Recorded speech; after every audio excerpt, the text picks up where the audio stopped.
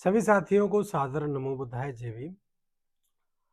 आप सभी को ज्ञात है कि 26 अभी हाल ही में 26 फरवरी को मध्य प्रदेश के भोपाल में बहुजन समाज पार्टी की मीटिंग होने के लिए जा रही है।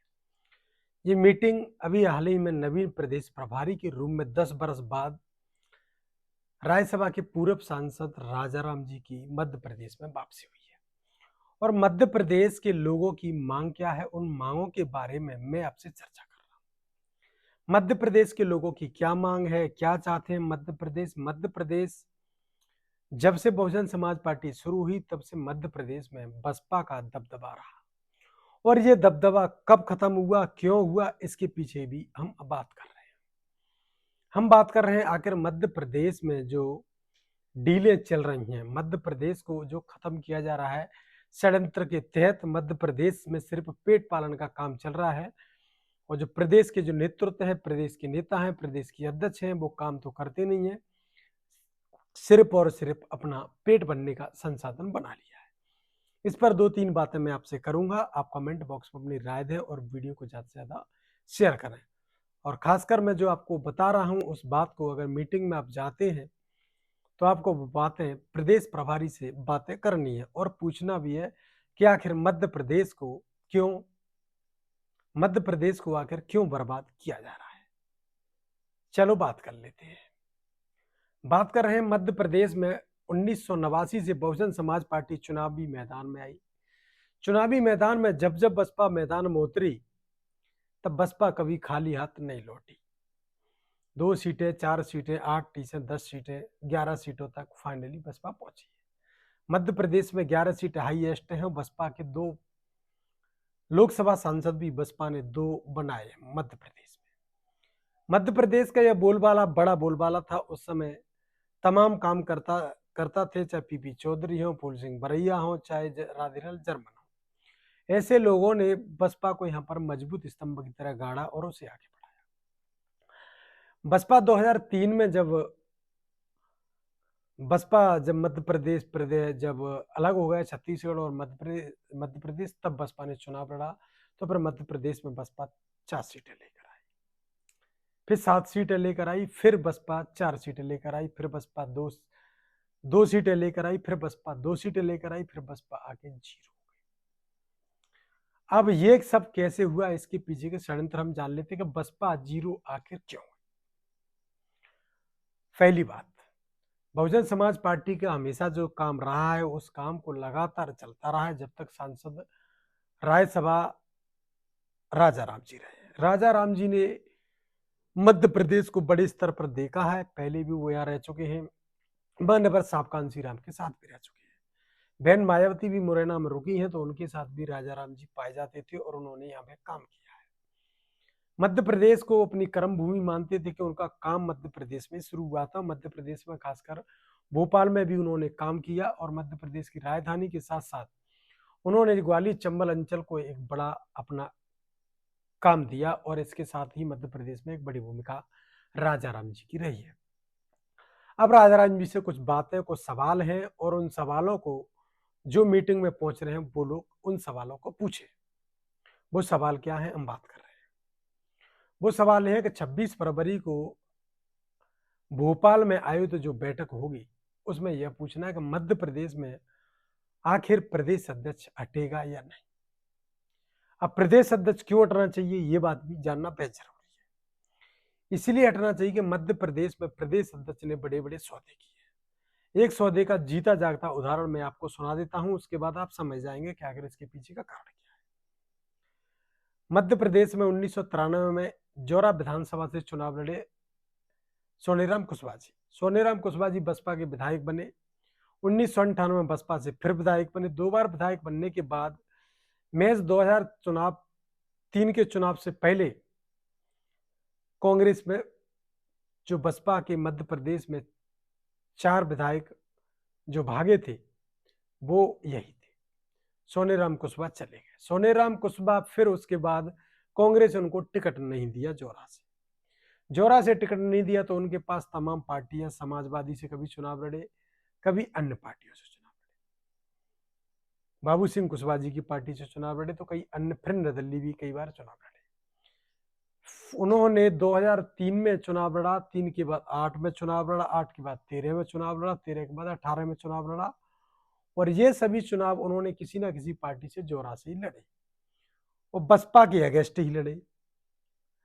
लेकिन 2020 के उपचुनाव में एकदम से जो पार्टी विरोधी व्यक्ति है, जिसने बसपा के खिलाफ चुनाव लड़े हो, जो बसपा को छोड़ के भाग गया हो, उस व्यक्ति को एकदम से 2020 में ज्वाइन करा लिया जाता है और उससे उपचुनाव लड़वाया जाता है।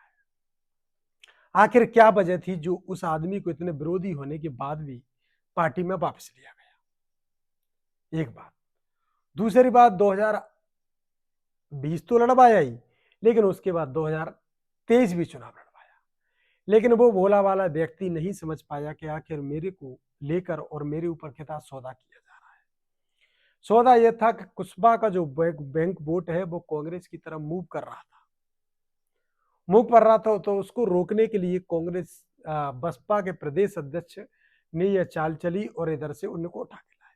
यह सौदा हुआ है बीजेपी के प्रत्याशी से।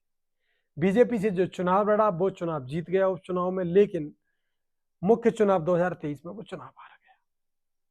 ये बड़ी डील थी। इस डील के पीछे तमाम अन्य लोग भी थे जो कि नजदीकी पाए जाते हैं। जोरा के पूर्व विधायक के नजदीकी हैं, वही प्रदेश अध्यक्ष के नजदीकी हैं, तो उन्होंने यह डील कराई थी, वो भी सिकरवार है, और उनकी डील पर ही ये सब कुछ हुआ।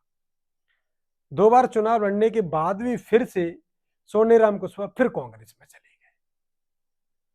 कांग्रेस से आना वाला व्यक्ति और कांग्रेस में पहले भी गया था और बाद में भी कांग्रेस में गया वो व्यक्ति, लेकिन ये डील कितनी बड़ी थी और प्रदेश अध्यक्ष ने कितनी बड़ी डील की थी, ये जीते जागते उदाहरण है। प्रदेश अध्यक्ष जब से 6 वर्ष से बने हैं प्रदेश में, तब से विधानसभा लोकसभा के जो चुनाव हुए हैं, उपचुनाव हुआ है, 3 चुनाव तो ये हो गए, बाकी सरपंची का, पंचायत लेवल का और नगर पालिका का, ये 2 चुनाव ही हो गए, 5 चुनाव हो गए, और 6वां चुनाव एक उपचुनाव और हुआ था विजयपुर में, तो ये भी एक सीट पे चुनाव हुआ। वहां भी बसपा को पहले चुनावी अच्छे समीकरण रहे हैं और पहले विधायक भी वहां से बने हैं विजयपुर से, और वहां पर भी उन्होंने कैंडिडेट नहीं उतारा, क्योंकि वहां पर भी सौदेबाजी की कैंडिडेट ना उतारने के लिए, क्योंकि पहले वहां पर कैंडिडेट लड़ा था मुख्य चुनाव में, उपचुनाव में वहां पर कैंडिडेट नहीं उतारा, तो वहां पर प्रदेश अध्यक्ष ने एक बड़ी सौदेबाजी की। ये सभी सौदेबाजियां आप सभी लोगों के सामने है, लेकिन आखिर मेहरबानी क्यों है, क्यों नहीं हटाया जा रहा? तो आप सभी लोगों से मेरा कहना यह है कि आप इस मीटिंग में जाओ तो आपके लिए 2 सवाल है। पहला सवाल यह है कि आपको राजाराम जी से यही कहना है कि हमारे पहले प्रदेश अध्यक्ष बदला जाए और हमें मध्य प्रदेश में एक नया युवा जो काम करने वाला हो वो चाहिए, तो पहला प्रदेश अध्यक्ष चेंज करो।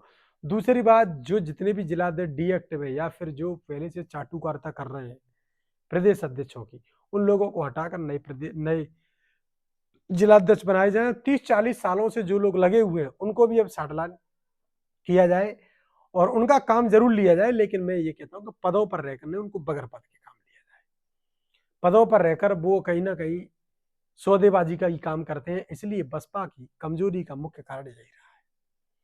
अब इस आइडिया से आप तमाम प्रदेशों में भी आइडिया लगा सकते हैं कि बसपा को आखिर बसपा के ही लोग, बसपा के ही प्रदेश अध्यक्ष, बसपा के ही तमाम लोग बर्बाद करने पर क्यों तुले? बहुजन समाज पार्टी की मुखिया बहन मायावती को सिर्फ गुमराह किया जाता है और वहां पर यही कहा जाता है बहन जी सब कुछ अच्छा चल रहा है, अच्छा चल रहा है, अच्छा चल रहा है, लेकिन जब जमीन पर देखा जाए तो कोई भी अच्छा नहीं चलता होता है। ये सभी बातें मैं उन लोगों से कह रहा हूं जो लोग बसपा को अपना मूवमेंट समझते हैं, बसपा को अपना घर समझते हैं, या फिर बसपा को सत्ता की मास्टर चाबी पकड़ने वाली मुख्य धारा समझते हैं। अगर मुख्य धारा समझते हैं तो फिर मान्यवर साहब कांसी राम के उस संकल्प का क्या हुआ? बहन कुमारी मायावती ने अपनी इच्छाएं, अपना मनोबल और अपनी जो भविष्य की बातें होती हैं उन सभी बातों को छोड़कर आजीवन कवारा रहकर उन्होंने बहुजन मूवमेंट को बढ़ाने का जो संकल्प लिया, उनको कहीं ना कहीं ये लोग धोखा दे रहे हैं। बाबा साहब अम्बेडकर की 4 संतानें इस मूवमेंट के लिए, सत्ता के लिए चली गई। वो लोग सिर्फ अपना पेट भरने का काम कर रहे हैं। ऐसे लोगों से सावधान रहिए जो लोग आपको रिजल्ट निकाल के नहीं दे रहे, बार बार आपके बीच में कभी प्रदेश अध्यक्ष, कभी प्रभारी, कभी कुछ रिजल्ट नहीं दे रहे, तो वो कुछ नहीं है। रिजल्ट देने वाला व्यक्ति ही बहुजन समाज पार्टी का और बहुजन समाज का हितैषी हो सकता है। इसीलिए आप सभी लोग समझें बहुजन समाज का हितैषी कौन है और बहुजन समाज पार्टी को आखिर बर्बाद करने वाला कौन है। तमाम बातों के साथ आप सभी लोगों से विदा लेता हूं। इसी के साथ आप सभी कमेंट बॉक्स में राज देना ना भूलें। देखते रहिए वादरा एक्सप्रेस।